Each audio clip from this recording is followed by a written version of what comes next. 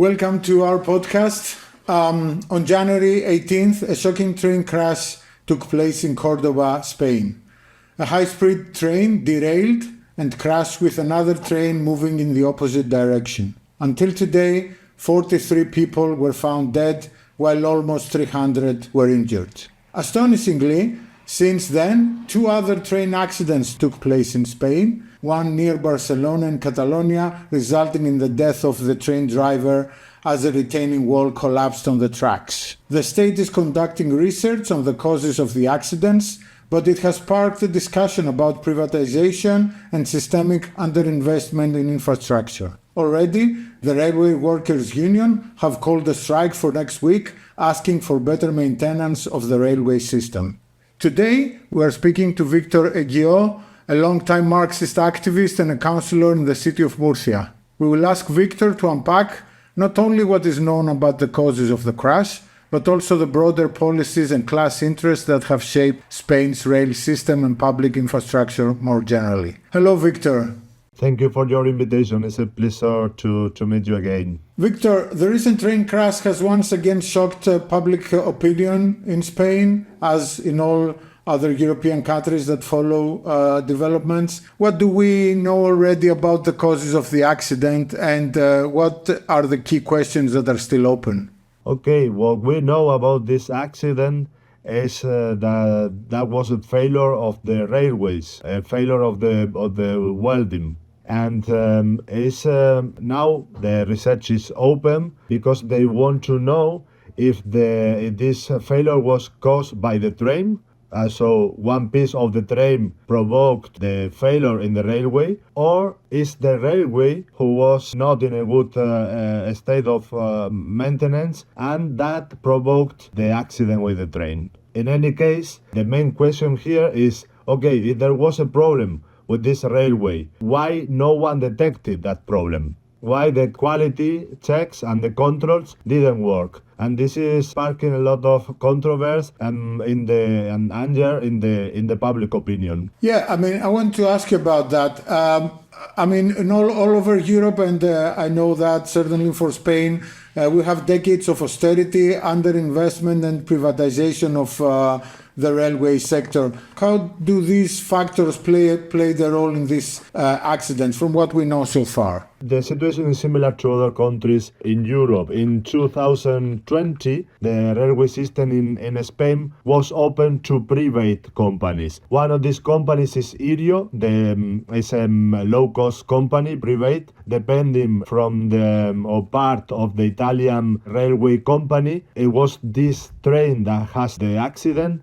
And the other company is Ouigo. It's also a low-cost company, private, and depending of SNCF, the French national company. And the problem now is that we have the same railways, we have the same budget for maintenance, but the system is overexploited. We have more trains, but we have the same budget and less public workers to control the quality of the rail system and the security. This is one of the main problems of this accident that is now coming in the public opinion after the crash. From what I know, Spanish state has boasted about having the biggest in Europe high-speed rail tracks, and then second biggest in the world, only after China. But I want to ask you, the EU has liberalized transport services, and what can you say this played a role in terms of safety standards? Are there parallels to what has happened, for example,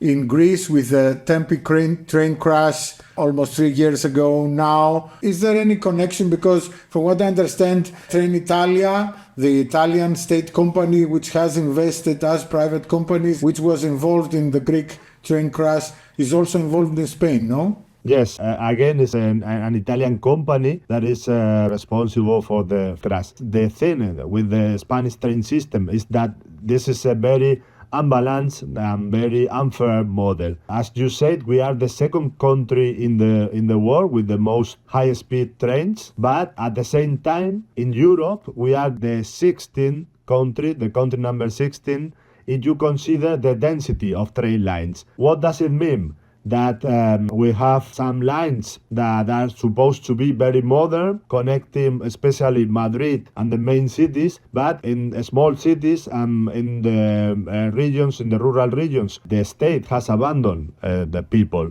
You don't have a train to go from your place to a small city that is 50,000 inhabitants. This in Spain is very, very, very poor, the train infrastructure. So these two sides are now part of the problem, of course, because our national company is very small. It's a company that doesn't reach most parts of the country, but at the same time, we are investing all the money in big infrastructure, in these high-speed trains that are very expensive, and only people with some standard, not ordinary working people, can afford themselves to take these trains.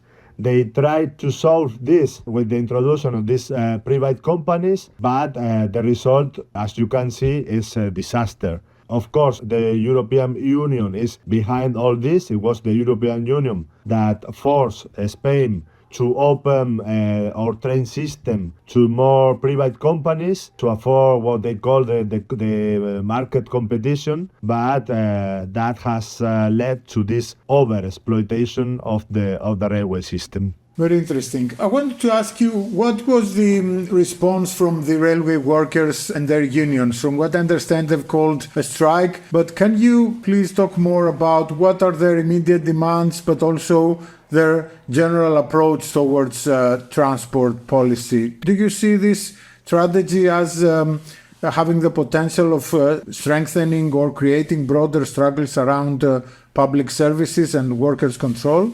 Of course, this strategy of privatization seeks to divide as well the working class, because some train drivers work for private companies, others work for the public company Renfe, but they didn't succeed. The unity is still there. The train drivers, they have called for a strike on February for 3 days, starting the 9th of February. And the train drivers in Catalonia are already now, today, they were on a strike after the death of one train driver in the second main accident that happened in Girona, near Barcelona. What are their demands? What do the workers' union demand from the government? But also, what's the general position about how the railway system should be run?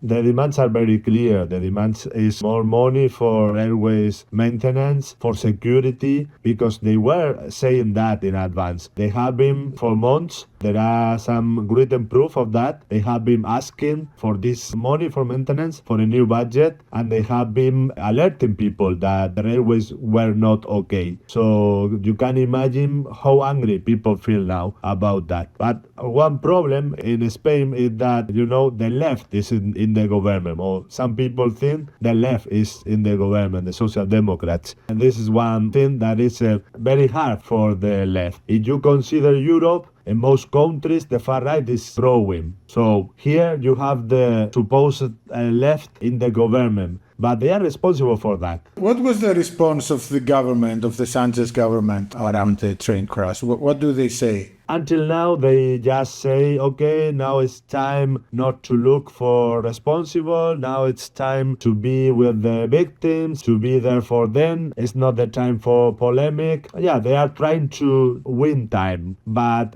that works for some days. But at the end, people want to know who is responsible for that.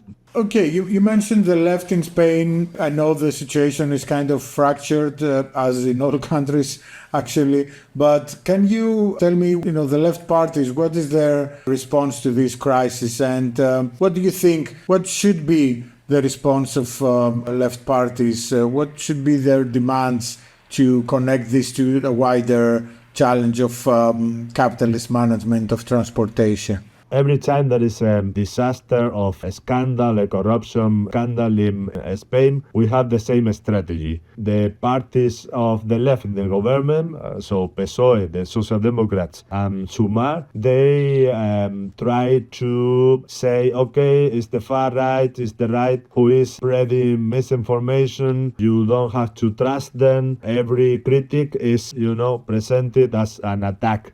And this is something that, the left, the real left, has to counter. It's not possible that we support the government in every decision, in every corruption scandal, only because the alternative is the far right. No, this is not the case. There is another alternative. There is a left that has to be there with the people and protest against this. Because if we don't do that, then most people will consider that, okay, they only have the far right protesting for that. So this is what small parties in the left, Podemos, to some extent, Podemos is now out of the government since 2024, so, and now it's more critic toward the government. What we are doing is, confronting the government, being there, supporting the train drivers, and avoid criminalization. Okay, these people are not part of the far right.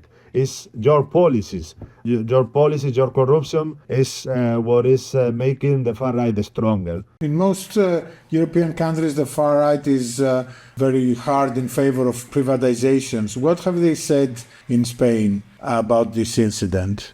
No, here in Spain, they try to play the role of the new indignados, people that are angry against corruption, against all these scandals, okay? And they are doing well. Some people see them as the alternative, but this is because of the lack of the left, of a stronger left. In Spain, we had a left that is capable of guiding this anger to a solution that is not racism. All this misinformation, I'm sure that the situation would be different.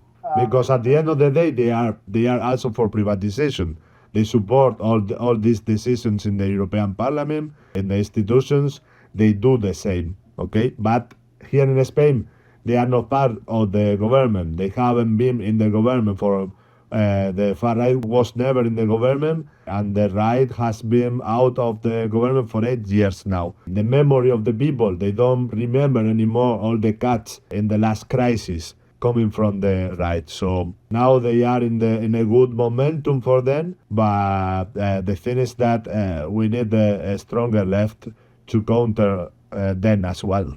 Is there any discussion about demonstrations or a general campaign against privatization in favor of public ownership? Is there discussion amongst the people or left-wing currents around that? Until now, there is no such proposal. There is nothing in this sense. It should be the trade unions that organize, for example, this, but they are not doing that. They are completely, the main trade unions are completely in the same, or aligned with the government. They are they controlled by PSOE, by the Social Democratic Party? UGT and Comisiones Obreras are controlled completely, under control of PSOE and Sumar.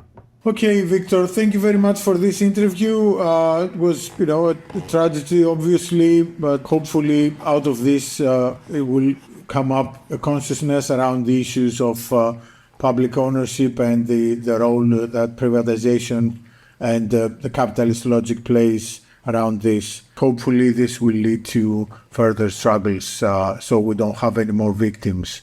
I don't know if you have anything final to say. Thank you. Thank you.